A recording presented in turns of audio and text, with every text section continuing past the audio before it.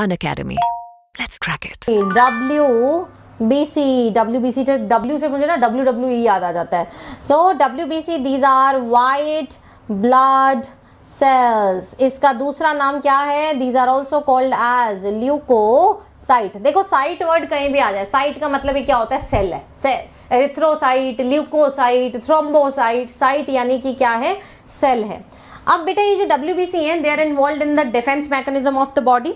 Normally जो WBC का count होता है वो होता है हजारों में, 1000 में dash dash dash.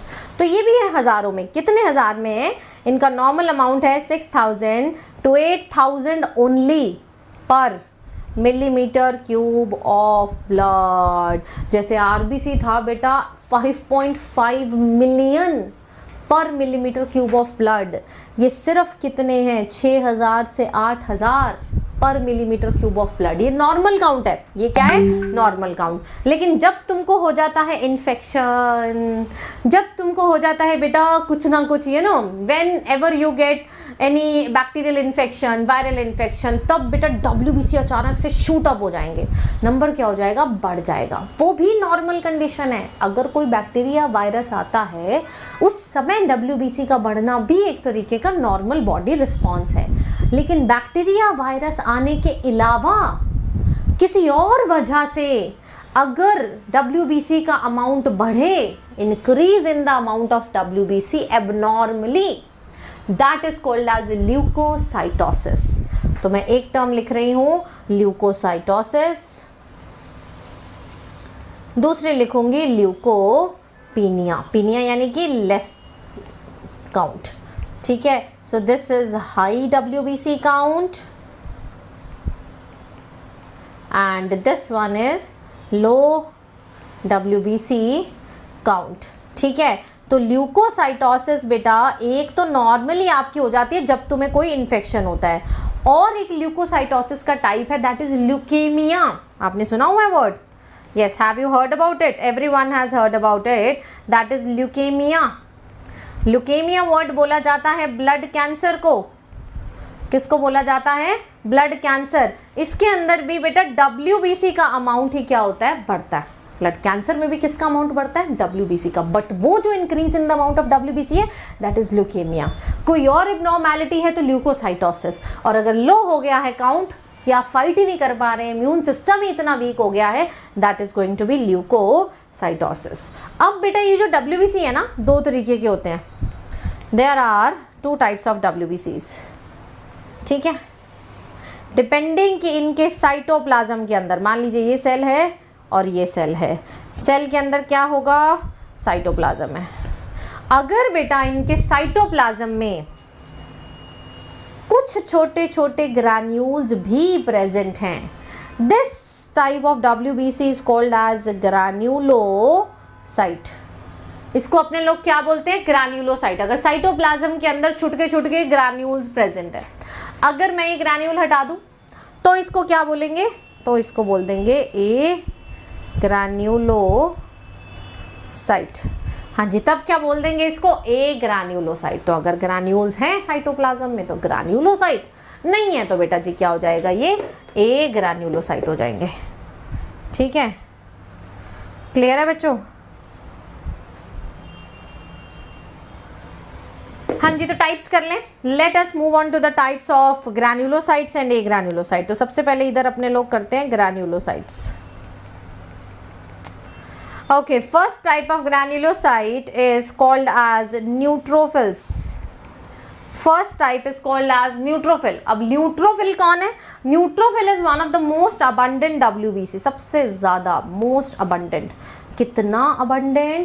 60 to 65% of the WBCs they are neutrophils. आपको मैं एक चीज़ बता दूँ, जब भी तुम्हें इन्फेक्शन होती है, चोट वोट लगती है, तो सबसे पहले दौड़ के कौन आता है? न्यूट्रोफिल. तो न्यूट्रोफिल ना मम्मी की तरह, जैसे कुछ भी तुम्हें हो जाए सबसे पहले दौड़ती हुई कौन आएंगी? तुम्हारी मम्मी आएंगी. तो वैसे ही न्यूट्रोफिल है. बॉडी में कहीं कुछ डैमेज, एंट्री वेंट्री कुछ भी हो जाए, first one two arrive at the site of infection, that is neutrophil. तो न्यूट्रोफिल तुम्हारी बहुत केयर करता है बेटा, माँ जैसी केयर करता है, ठीक है। अब न्यूट्रो यानी कि न्यूट्रल यानी कि इसको चाहे तुम एसिड से स्टेन करो, एसिडिक डाई से, चाहे बेसिक डाई से, so it can be stand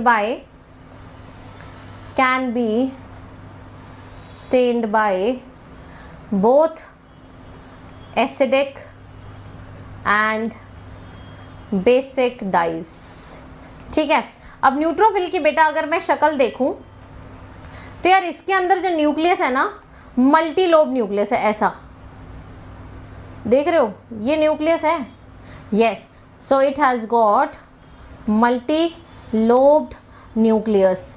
since इसके पास मल्टी लोब न्यूक्लियस है बेटा, तभी तो ये कहलाता है PMNL। क्या हुआ? PMNL हुआ polymorpho nuclear leucocytes. Polymorpho nuclear leucocyte. तो PMNL किसके लिए आगे यूज होता है बेटा? न्यूट्रोफिल्स के लिए ही यूज होता है। फंक्शन क्या है बेटा? आएंगे, सबसे पहले एक तो आ जाएंगे, बॉडी को प्रोटेक्ट करेंगे। कैसे? Their major function is they perform the process of phagocytosis। They perform the process of phagocytosis, ठीक है। पॉलीमॉर्फो न्यूक्लियर इसीलिए बोला क्योंकि इनके पास मल्टी लोब, पॉली बड़ी सारी शेप्स टाइप बन जाती है न्यूक्लियस में, that is why it is called as polymorpho nuclear leucocyte. हाँ जी, इससे अगला type of granulocyte is going to be basophils. Second type is going to be basophil.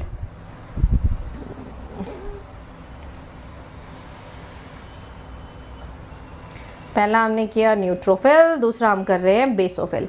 Basophil forms only, सबसे कम होता है बेटा 0.5 to 1% of the total WBCs। Total WBCs का 0.5 to 0.1%। इसका जो न्यूक्लियस है ना, that is S shaped nucleus. So ये मान लीजिए बेसोफिल है, इसके अंदर the nucleus is like this, that is S shaped nucleus.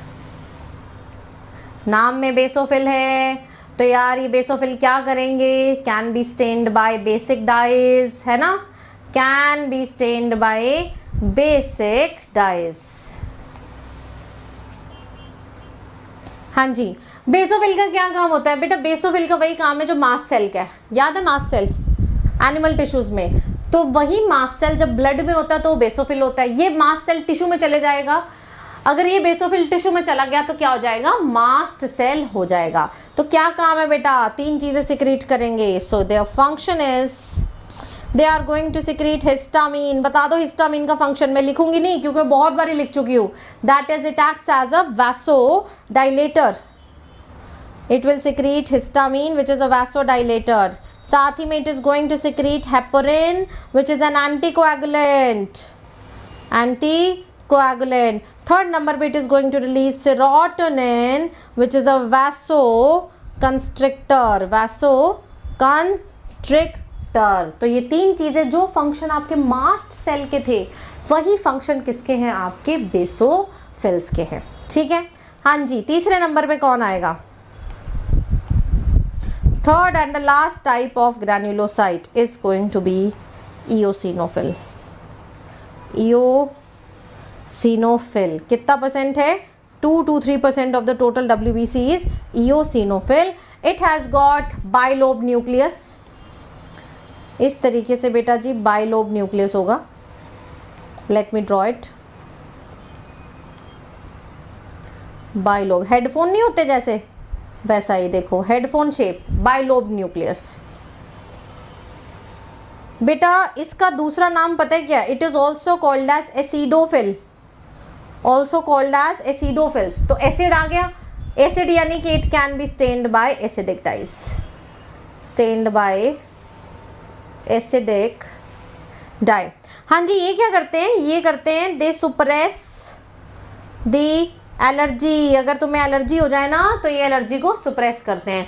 बड़ी ही हैरानी वाली बात है बेटा, तुम्हें एलर्जी होती भी WBC की वजह से है, तुम्हारी एलर्जी ठीक भी WBC की वजह से होती है। एलर्जी होने का मतलब क्या है? सन में गए, रैशेस पड़ गए, दैट इज एलर्जी होना।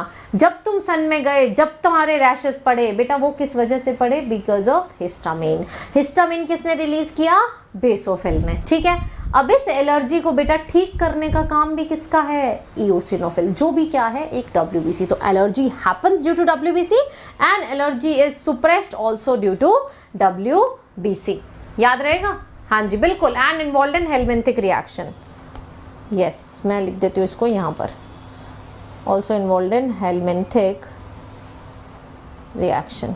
दे will kill the larva of the helminth. ठीक है, हेलमिंथ के लार्वा को मारते हैं। कौन मारते हैं? इओसिनोफिल मारते हैं। So with this we are done with 3 types of granulocytes.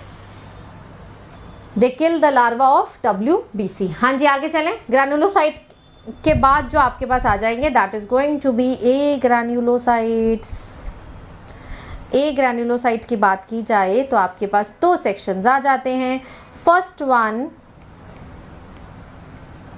One is going to be monocytes, one is going to be monocyte, other one is going to be lymphocyte। ठीक है, मोनोसाइट एंड लिम्फोसाइट। मोनोसाइट की बात की जाए तो बेटा monocyte सबसे बड़ा सेल होता है, 5 में से सबसे बड़ा।